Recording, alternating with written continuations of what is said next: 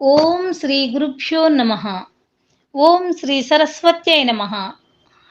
ABB Subbarao గారి ఆధ్యాత్మిక బృందం వారి సౌజన్యంతో కార్తీక పురాణము 3వ అధ్యాయము. కార్తీక మాస స్నాన మహిమ.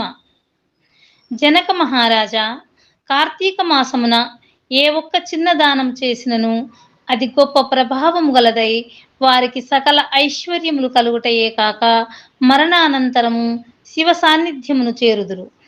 కానీ కొంతమంది అస్థిరములైన భోగభాగ్యములు విడువలేక కార్తీక స్నానములు చేయక అవినీతి పరులై భ్రష్టులై సంచరించి కడకు క్షుద్ర జన్మలు అనగా కోడి, కుక్క, పిల్లిగా జన్మింతురు.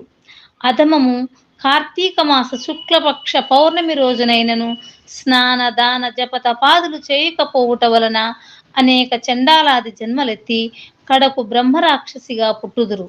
దీనిని గురించి నాకు తెలిసిన ఇతిహాసం ఒకటి వినిపించెదను. సపరివారముగా శ్రద్ధగా ఆలకింపుము. బ్రహ్మరాక్షసులకు ముక్తి కలుగుట. ఈ భారత ఖండమందలి దక్షిణ ప్రాంతమున ఒకానొక గ్రామంలో మహావిద్వాంసుడు, తపశ్శాలి, జ్ఞానశాలి, సత్యవాక్ పరిపాలకుడు అగు తత్వనిష్ఠుడు అను బ్రాహ్మణుడు ఒకడు ఉండెను. ఒకనాడ బ్రాహ్మణుడు తీర్థయాత్రాసక్తుడై అఖండ గోదావరికి బయలుదేరును. ఆ తీర్థ సమీపమున ఒక మహావటవృక్షంబు పై భయంకర ముఖములతోనూ దీర్ఘ కేశములతోనూ బలిష్టంబులైన కూరలతోనూ నల్లని బాణ పొట్టలతోనూ చూచువారికి అతి భయంకర రూపములతో 3 బ్రహ్మరాక్షసులు నివసించుచు ఆ దారిన బాటసారులను బెదిరించి వారిని భక్షించుచు ఆ ప్రాంతమంతయు భయకంపితము చేయుచుండిరి. తీర్థయాత్రకై బయలుదేరి అఖండ గోదావరి పుణ్యక్షేత్రమున పితృదేవతలకు పిండ ప్రదానము చేయుటకు వచ్చుచున్న విప్రుడు ఆ వృక్షము చెంతకు చేరుసరికి యథా ప్రకారము బ్రహ్మరాక్షసులు క్రిందికి దిగి అతనిని చంపబోవు సమయమున బ్రాహ్మణుడు ఆ భయంకర రూపములను చూచి గజగజ వణుకుచు ఏమీ తోచక నారాయణ స్తోత్రము బిగ్గరగా పఠించుచు, ప్రభో, ఆర్తత్రాణపరాయణ, అనాథరక్షక, ఆపదలోనున్న గజేంద్రుని, నిండు సభలో అవమానాలు పాలగుచున్న మహాసాధ్వి ద్రౌపదిని, బాలుడగు ప్రహ్లాదుని రక్షించిన విధముగానే ఈ పిశాచముల బారి నుండి నన్ను రక్షించు తండ్రి అని వేడుకొనగా ఆ ప్రార్థనలు విన్న బ్రహ్మరాక్షసులకు జ్ఞానోదయం కలిగి, మహానుభావ, మీ నోటి నుండి వచ్చిన శ్రీమన్నారాయణ స్తుతిని విని మాకు జ్ఞానోదయం అయినది, మమ్ము రక్షింపుడు అని ప్రాధేయపడిరి. వారి మాటలకు విప్రుడు ధైర్యం తెచ్చుకొని, ఓయి, మీరెవరు? ఎందులకు మీకు ఈ రాక్షస రూపములు కలిగెను?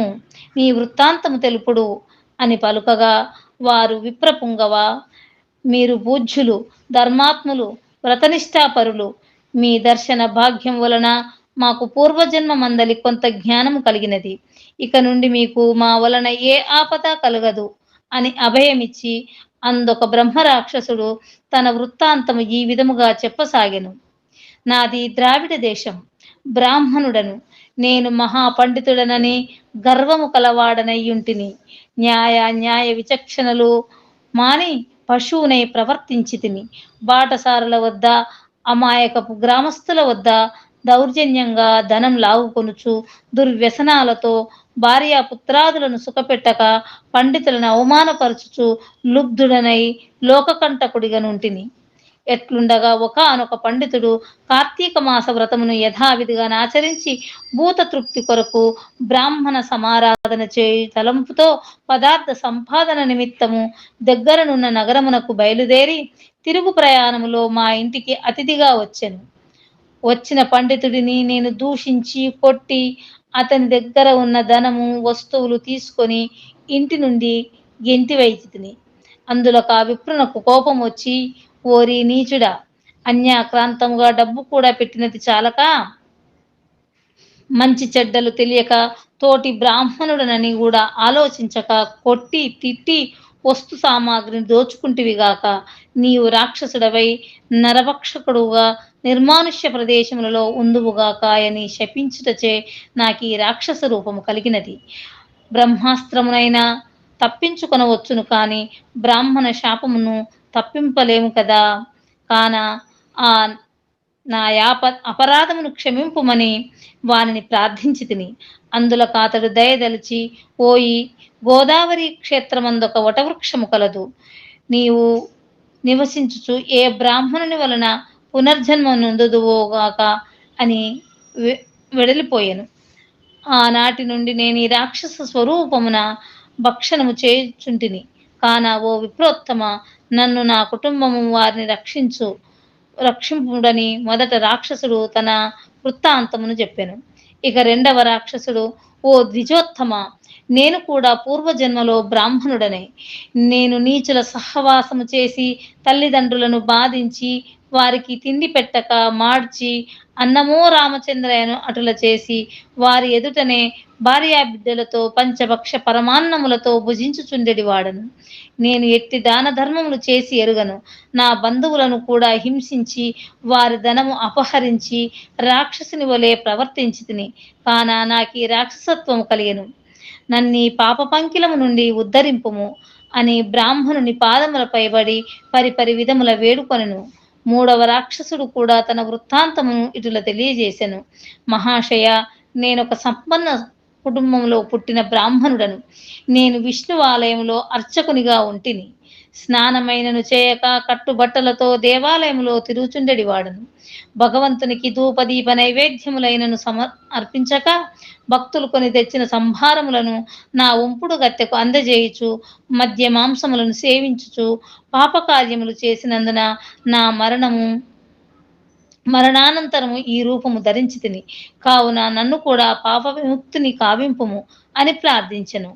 ఓ జనక మహారాజా, తపోనిష్ఠుడగు ఆ విప్రుడు పిశాచములు దీనాలాపములు ఆలకించి, ఓ బ్రహ్మరాక్షసులారా, భయపడకుడు. మీరు పూర్వజన్మలో చేసిన ఘోర కృత్యంబుల వల్ల మీకు ఈ రూపములు కలిగెను. నా వెంట రండు, మీకు విముక్తిని కలిగింతును అని వారిని ఓదార్చి తనతో కొనిపోయి ఆ ముగ్గురి చేత విముక్తి సంకల్పము చెప్పుకొని తనే స్వయముగా గోదావరిలో స్నానమాచరించి స్నాన పుణ్య ఫలమున ముగ్గురు బ్రహ్మరాక్షసులకు దారపోయగా వారి వారి రాక్షస రూపములు పోయి దివ్య రూపములు ధరించి వైకుంఠమునకేగిరి. కార్తీక మాసములో గోదావరి స్నానమాచరించినచో హరిహరాదులు సంతృప్తి నుండి వారికి సకల ఐశ్వర్యములు ప్రసాదింతురు. అందువలన ఎంత ప్రయత్నించినా సరే కార్తీక స్నానాలను ఆచరించాలి. ఇట్లు స్కాంద పురాణాంతర్గత వశిష్ఠ ప్రోక్త కార్తీక మహత్యమందలి 3వ రోజు అధ్యాయము పారాయణము సమాప్తము.